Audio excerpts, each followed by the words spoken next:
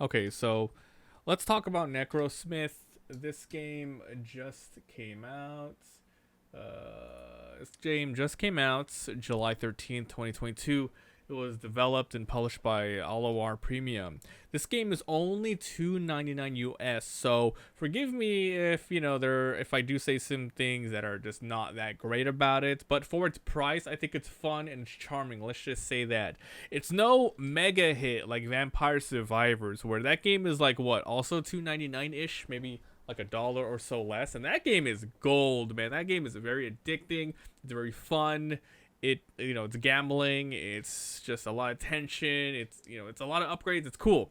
This game has a little bit of Vampire Survivors in it, but it's just missing that like huge sort of catch that pushes it over the edge. But like I said, for $2.99, it is a perfectly fine game. So let's go ahead and talk about what the game is, how to play it, and obviously is it worth your time and money. Before we get into it, if you guys are watching this review on YouTube, please come by Twitch where I live stream all of it, and I'm live streaming this review live. And if you want to see the gameplay, I'll be uploading it all on my secondary channel. All links are in the description. So let's begin. This game doesn't really have a story. You play as a Necromancer. This is a Necromancer simulator. So the game just starts and you just have a hub where it shows you all the different sorts of upgrades you can have using gold that you find in the game. In this game, you go in, you get gold, and when you die via your tower being destroyed by an onslaught of incoming enemies, you keep all of your gold, and then if you have enough, you choose one of those upgrades. Sometimes there is easy, quick ones that give you some passive buffs, or some really nifty active stuff that is kind of essential to get far in the game. So how does the game work? Well, the game's all about creating different sorts of minions to do your bidding. Now, what happens is you start with a sort of randomly generated-ish map. However, you always start with a certain biome around you and then a further one out that's a little more difficult, and the farther you go out, again, you find even more difficult stuff. There's lots of collectibles on the ground. There's ores you get, and ores is used for upgrades. These upgrades can be found by defeating enemy layers. You can find stuff like increasing your minion's speed, armor, tower regeneration. These sort of blueprints are found randomly, and you have to use the ores to upgrade them. Those are not saved. Some of the stuff that are saved, though, are things called relics. You can find those very rarely randomly, once again, from defeating enemy layers. Once you get one of those, it's a perma buff. For example, all of your minions can now see a little bit further out, and that's permanent for the rest of the game. You find that, and in your home base, after you lose and you go back to your main hub, you can see a little bit of the trinket there, the relic, so that's pretty cool. So besides that, you find gold. Once again, gold is usually found on the ground or defeating enemies. You also find mana. Mana is all over the place. This is used to craft your minions. Now, you're going to be crafting minions via body parts that you find, that you produce, that you just craft on your own, and just find in lots of different ways. So the different body parts are headpieces, chest. You have 2 arms and 2 legs. You start with very basic ones like skeleton ones, which are very brittle, but they have a decent amount of speed. And then you can get stuff like zombie parts. Those are more beefy, right? More beefy, and then you get different sorts of weapons. You have basic swords and shields. And once you're using the minions and you watching them go, it kind of plays like Vampire Survivors, if you've seen it, or any of those auto battlers where you create the minion, they'll walk around, and then they auto attack depending on what they have. So if you gave them a wand or a range attack, they're just going to shoot in random directions. But if there's an enemy nearby, if there's an enemy base nearby, they're going to walk near them, and they're going to focus their attacks on them.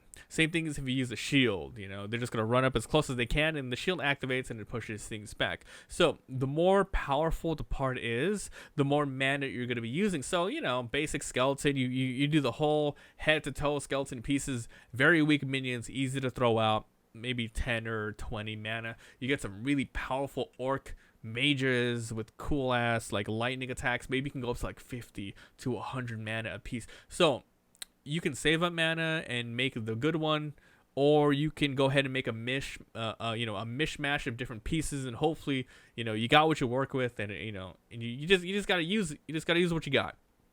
Now, they have some cool things where you can mix and match, or you can find some secret recipes and find like parts that make a sort of special unit. For example, you can make like a witch hunter. You can have a mage head, a wand in one hand, and a crossbow in the other hand, and that makes a one of those crazy ones with a little bit of buff stats. And you can save all your creations and you can name them. So if you ever pick up the parts where you're like, okay, I want all of my minions to have this sort of feats, this hat, etc., you can save it and you can name it, which is pretty cool.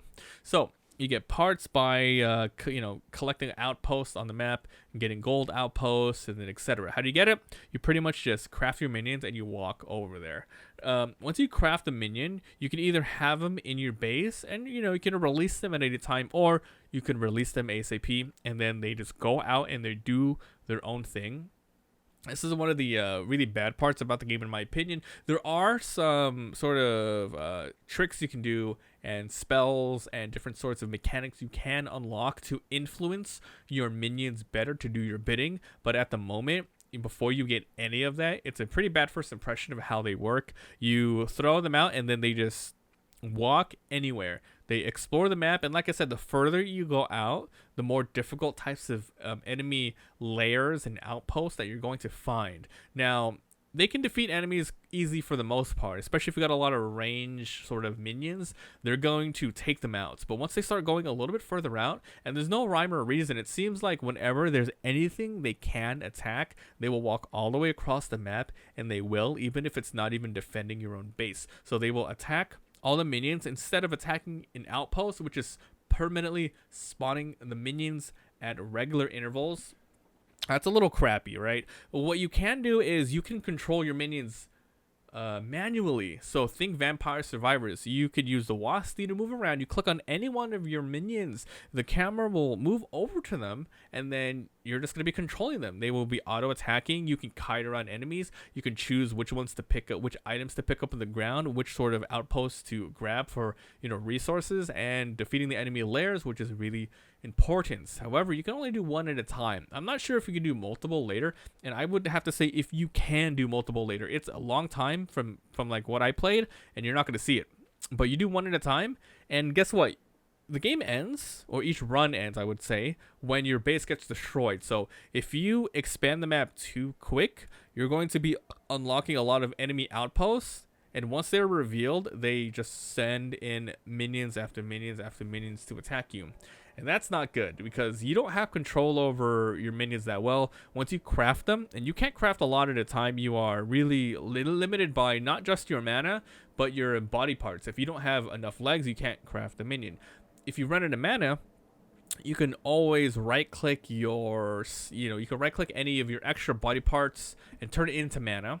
So you can recycle it that way. And later on, you do get a ton of generation. But at the moment, it's a little rough at the start. But I'm assuming late game, it's insane. But the AI is really, really bad. If there's a cluster of enemy just walking towards your base, you're going to craft like 5 or 6 minions to defend it. They all just walk into it, and then they get completely wrecked and destroyed. Even if you have a ton of upgrades, like armor upgrades and regen, it's just not enough. So the best thing I found to do, and I don't think it's intended for you to play this way, but make one minion and just walk around the circle, collect everything, all the outposts, and you're going to make a strong enough minion at the beginning, using the best wand parts, the axes, whatever, that you can take out any outpost, at least in the first biome, the second biome. But once you start getting to the third biome, that's when it starts getting rough, because you're just one guy, and then they're going to start throwing out a lot of minions at once, and that's when you need to make more minions. But at that point, they're dumb and they just run around and kill other things. There's a lot of things on the map, such as obelisk and stuff, which do special things, which has HP, but you don't need to attack them. But because your minions will attack anything that is revealed in the fog of war that has HP, it will run over there and attack them instead of doing what you probably want them to do, which is go defeat the enemy lair so they can stop them from spawning. It's a little bit of running all over the place, but like I said, for $2.99, this is a completely fun game. It's really nice to see all the different body parts you craft and making a lot of different sorts of creations. So I do recommend it. It's for $3, it's complete. It's less than like a fast food Whopper burger or a Starbucks coffee. Like, support these guys. All of our premium, even though I am complaining a little bit about it, it's just like my gripes with it. But like I said, I do recommend it just because for the price, it's pretty cheap. It's pretty cheap for what you get, and it's fun experimenting. And if you are one of those players that just really want to just go in, die, go in, die, go and die, you know, no matter what, you're gonna be learning what all the different parts do. You're gonna be understanding all the different enemy types, and more importantly, you get to keep all of your gold. So even if you have a really bad run, you are keeping like 25% of what you got. Well, you keep everything, but I'm just saying you get like a little bit more every single time that you're going to be unlocking new spells to, you know, have a cat that grabs anything off the screen, so you don't have to use your skeletons and zombies to walk up to get it. You can get lightning smells that smite any enemy on the screen, you know. There's a lot of really cool buffs, but it's just tough to get over the initial hurdle. But once you get through once you get through that first couple of hours of grinding, you're going to unlock some cool stuff, and then a lot of mayhem's gonna happen. But I'm just saying it's gonna take a little while to get there, but it's cool. So if you guys enjoyed, leave a like. It helps a lot. If you haven't already subscribed for daily videos, this has been Necrosmith. Please come by the Twitch. There's a link down below, and if you want to see the gameplay, head on over to the Let's Play channel. All links are in the description. Thanks for watching, and we'll see you guys next time. Bye.